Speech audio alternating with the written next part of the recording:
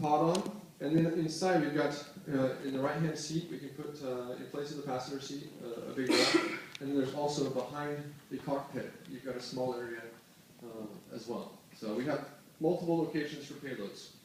And the great thing about this one behind the cockpit, as well as the ones in the back, every time we have a passenger going up, those two areas will be free for scientific experiments. So in reality, suborbital space tourists are going to be subsidizing scientific research by paying for the flight, and the researchers only have to pay for a little bit of the capacity. With our partners, EMXYS, we are proposing that we'll have a special computer. This computer is designed or nearly identical to the one that is used in the drop tower in Bremen at ZARM. So it's a very powerful computer to gather the data from a payload, from an experiment, and record it so that the researcher has all the data they need when they get back to the ground. And as you can see, there's got different form factors, so we can put it basically an electronic tray, we can put a CubeSat, we can put other different kinds of connections in there to give researchers flexibility as far as pricing as well as components. Use a lot of commercial off-the-shelf components. This is the microgravity quality. Over here you can see that we've got almost 1 minute of 10 to the minus fifth Gs, and about 2 minutes of 10 to the minus fourth. So it's really good quality, much better than you'll find on the A300 Allows you to do some real fundamental science without the influence of gravity. So, fly your suborbital payload. The first flight is going to be in 2013. We're coming up. I've heard April. I've heard, I think it'll be before the first half of this year, so up until June at the latest. We'll have Pathfinder missions with real payloads on there in the second half of 2013. We go to 60 kilometers by the end of this year, and when the Lynx Mark II comes out next year, late next year or early 2015, we'll go ahead and have access to 100 kilometers, so we'll get better microgravity. So we can give you a payload user guide. We can distribute that. It's available off of XCOR's website. I can also make sure that you get one if you'd like. And so book a flight now and start preparing your payload as a project. And so I'm coming towards the end of my speech today, my presentation. I want to talk to you about the future of spaceflight. About the Orphans of Apollo. It's a great film. If you haven't seen it, I recommend that you get a copy and take a look at it. It's kind of fun. You can have a good movie night. Suborbital spaceflight enables the operational experience. It enables us to give experience of airline-like operations for spaceflight. So instead of launching a rocket 4 times a year, we're going to be launching a rocket 4 times a day. And that helps us learn what are the key aspects to make this affordable, reliable, and safe. The engine technology is going to continue to get better and better as we do this, leading to safety. The reliability, the reusability will lower the costs, and then frequent access gives everyone a chance to get up there. And as we get further and further along, the costs are going to come down, and we'll then be able to take the next step and go to orbit. These are some of the major companies based in the United States that are all working on commercial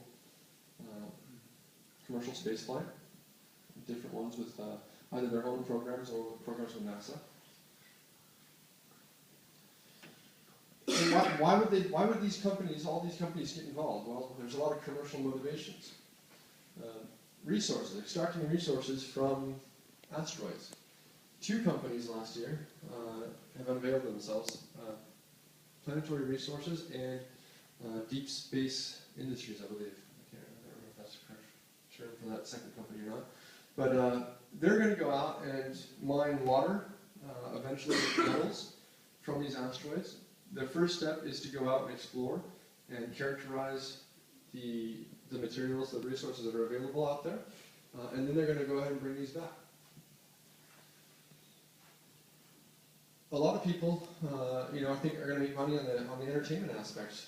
I'm working with a company that's putting together some space-themed attraction parks with roller coasters and everything else. So there's a lot of different commercial motivations behind companies getting involved in the space industry and the commercial spaceflight. I'd like to talk about the SpaceX Falcon 9 and Dragon capsule, because I think this is the next step in the U.S. space program, where Falcon 9's already flown successfully several times.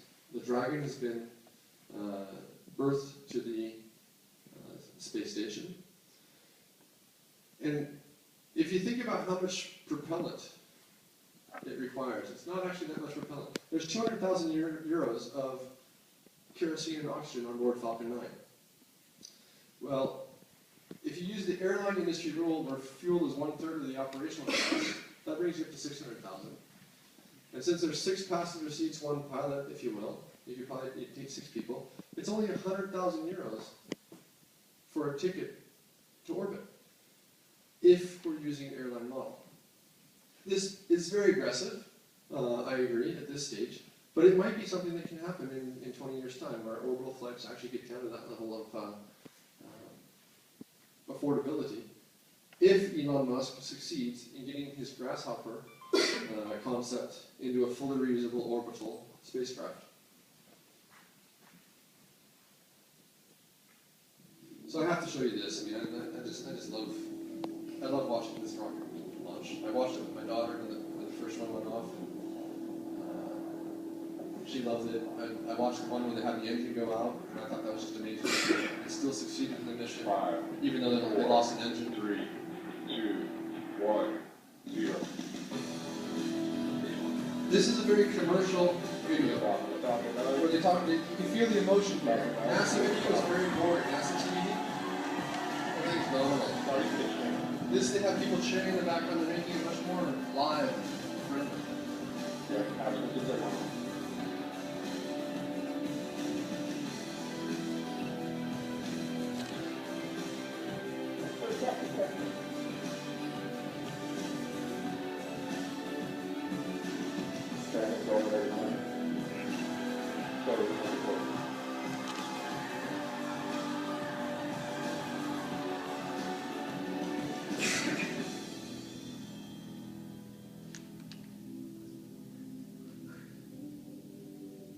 Their next flight should be in March.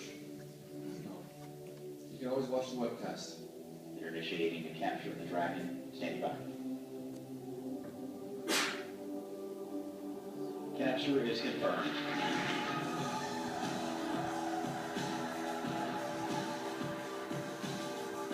Houston Nation, looks like we got the Dragon by the tail.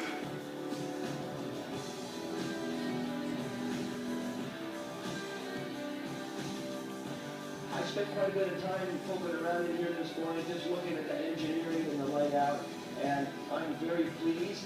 So flying up in a human-rated Dragon is not going to be an issue.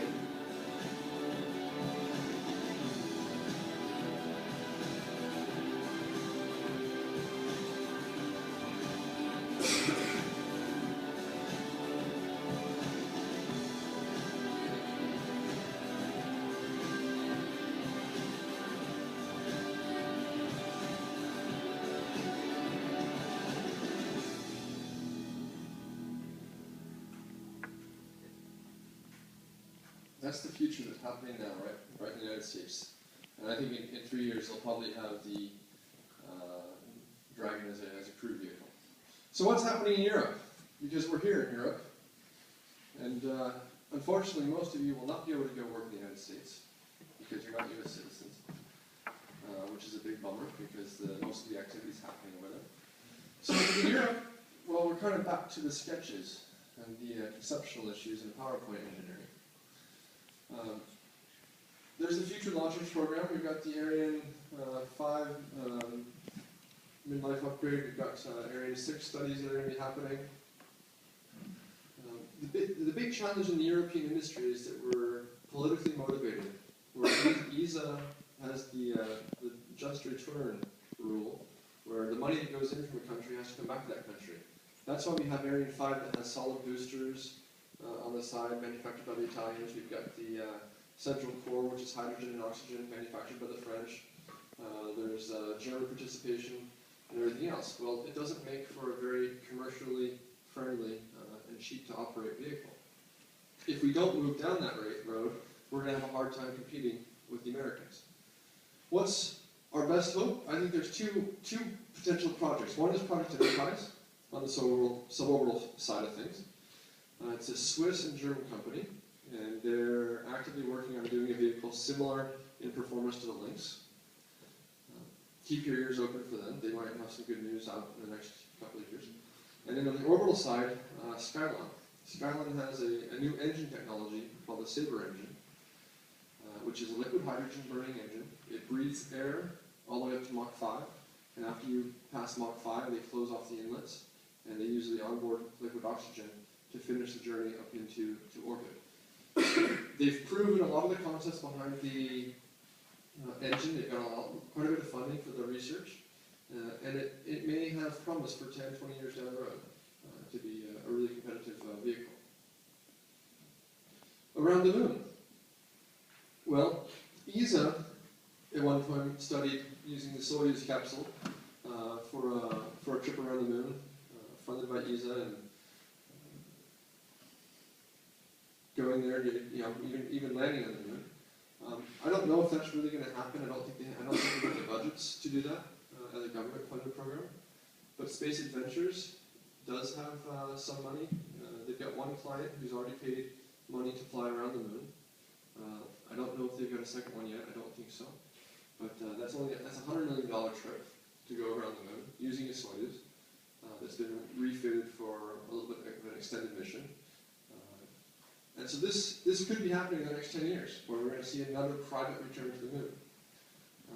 It'll be really exciting.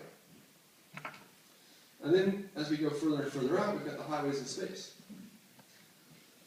I've done this slide because I think it's interesting to show that the biggest challenge is getting off the Earth at about 9.5 kilometers per second, delta V, which is a measure of the energy that you need to get up into orbit.